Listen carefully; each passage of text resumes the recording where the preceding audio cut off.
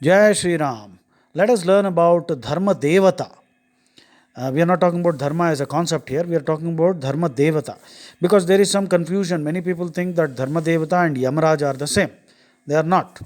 Yama and Dharma are two different, distinct devatas. Right? So, Dharma is a god or devata who was born from the right side of the chest of Brahma, from the right breast of Brahma. And he married 13 daughters of Daksha Prajapati, and their names were Shraddha, Maitri, Daya, Shanti, Pushti, Tushti, Kriya, Unnati, Buddhi, Medha, Titiksha, fortitude. Titiksha means courage, especially in times of trouble. Hri, H-R-I in English. Hri is a Sanskrit word which means modesty, being humble, not boasting. And Murti. So, if you notice, this is an abstract concept. Nevertheless, these are all the wives of Dharma, and Dharma had three sons: Shama, Kama, and Harsha. So, Kama married Rati, Shama married Prapti, and Harsha married Nanda. Nanda means joy again. So I don't want to philosophize now on this. So I'm just giving you information so that you clearly understand who is Dharma Devata and who is Yamaraja. There is a confusion, that is because Vyasa used same names for Dharma Devata and Yamaraj. So, now among the synonyms for the two, there are two words in common, Dharmaraja and Yama. So, Vyasa used the word Dharmaraja and Yama for both Dharmadevata and also Yamaraj. So, this has led to the misunderstanding. Because Kala or Yama weighs the evil and good in man, he got the name Dharmaraja. Dharmadeva got the name because he is the incarnation of Dharma. And the real name of Kala is Yama. And Kala is the son of Surya. Dharmadeva got the name Yama because he possesses Yama, which is control of the self for moral conduct. Kala has no sons. And Vidura and Yudhishthira are the sons of Dharmadeva. In the Mahabharata, Vidura and Yudhishthira are both sons of Dharmadeva. In fact, Vidura is Dharma himself, born because of a curse. We will briefly discuss that now. So, in the Mahabharata, there is a character called Animandavya. Animandavya was the name of a rishi. In fact, he was a Brahmin who was doing penance, tapas for many years.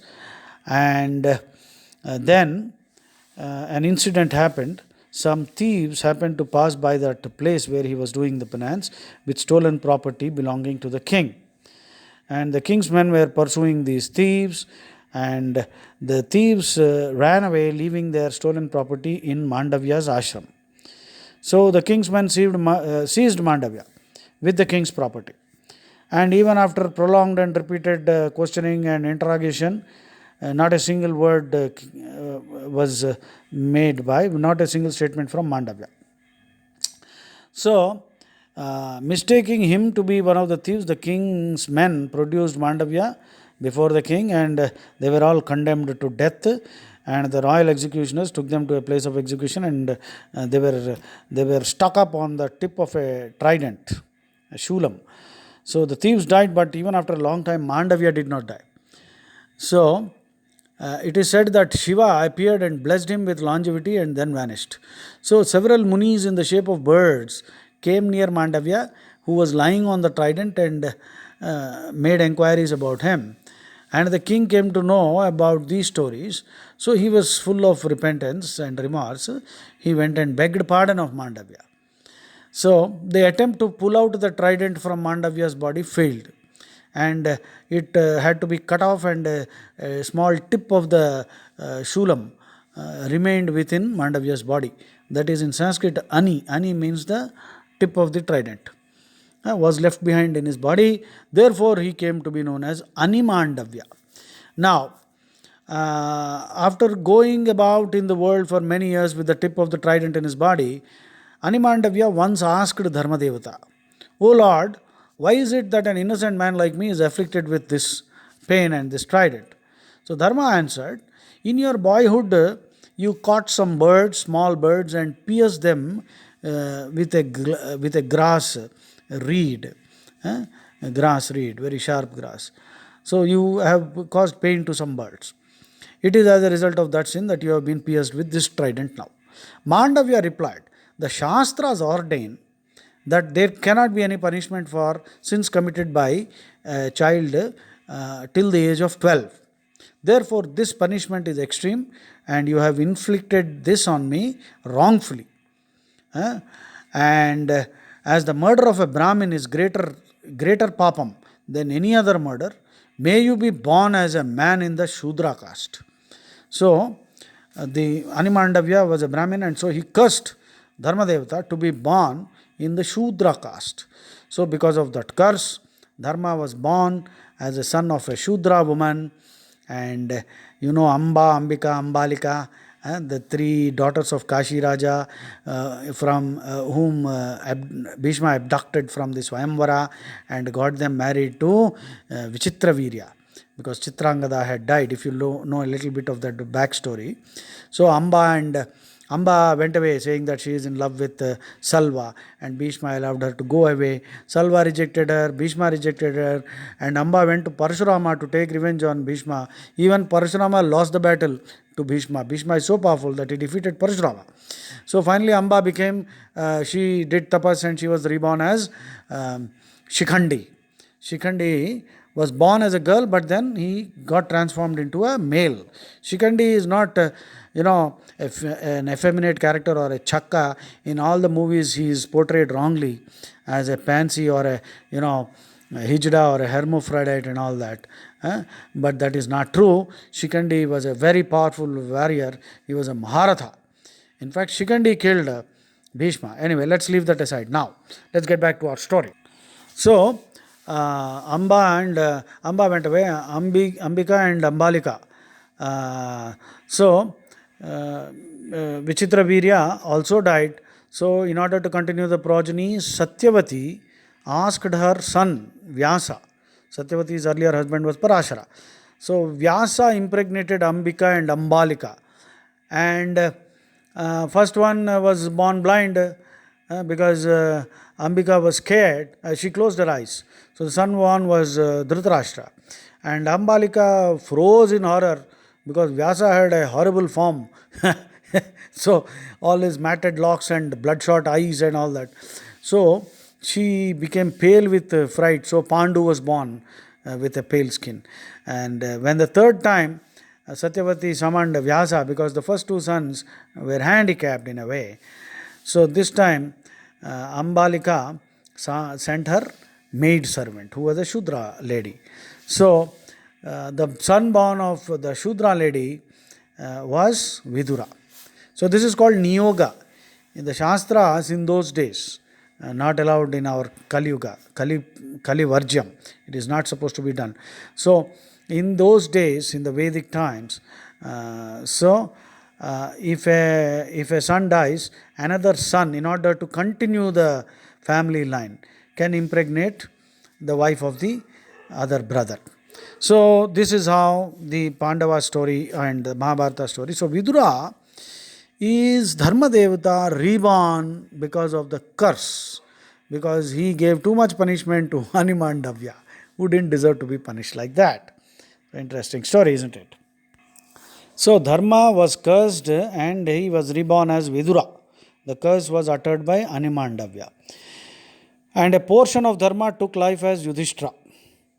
So because Kunti Devi meditated on Dharma Devata, with Dharma Devata's blessings, Yudhishthira was born. That's why he is also known as Dharma Putra.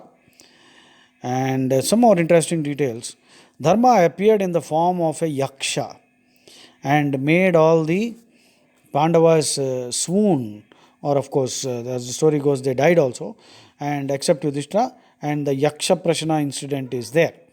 And it was actually while the Pandavas were in exile in the forest, Dharma in the form of a deer came to the hut of a Brahmin and carried away in his horns, the antler, the arani stick with which the Brahmin used to Brahmins, the Vedic Brahmins, they use arani sticks to make fire by attrition. So, and that led to the Pandavas going into the forest to fetch the sticks, and then Dharma Devata appeared in the form of a Yaksha, and the Yaksha Prashna, I suppose you know that story. All the Pandavas died except Yudhishthira, who answered. 124 questions were asked by Yaksha. And a very interesting question which I want to tell you, not all, just one. One of the questions the Yaksha asks is, what is the most amazing thing, most surprising, astonishing thing in the world? Yudhishthira answers that the most astonishing, surprising, astonishing, amazing thing is every minute somebody dies. Which means, some young people die, old people die, all kinds of people of all ages die. But the onlookers think that they still have lot of life to live, without knowing that it could be them next who is going to die. So people live under the delusion that they have a long life. Death can approach at any age. Even a perfectly healthy person may suddenly die mysteriously. Yudhishthira answers that question as, this is the most astonishing thing. So people don't understand this simple truth. Therefore, the wisdom contained in Yudhishthira's answer is, whatever good things you feel like doing, do them now. Because you never know whether you will be alive tomorrow to do them. Okay. So Dharma, and then some more incidents about Dharma. Dharma also appears as a dog in the Swargarohana Parva, when the Pandavas start on their Mahaprasthana. Dharma as a dog accompanied them up to the gates of heaven. So I suppose this small talk on Dharma clarified certain areas. So Dharma and Kala are two different devas. So this misunderstanding is found in some Puranas, and also because Vyasa used synonyms which are similar for both Dharma and Kala. Dharma, the father and mother, is Brahma, because Dharma was born out of the right breast of Brahma. And the father of Kala is Surya, and the mother of Kala is Sangnya, who is the daughter of Vishwakarma. And further, Kala or Yama is the sixth descendant of Vishnu. So these are some details about Dharma Devata and Yama Devata. Jai Shri Ram.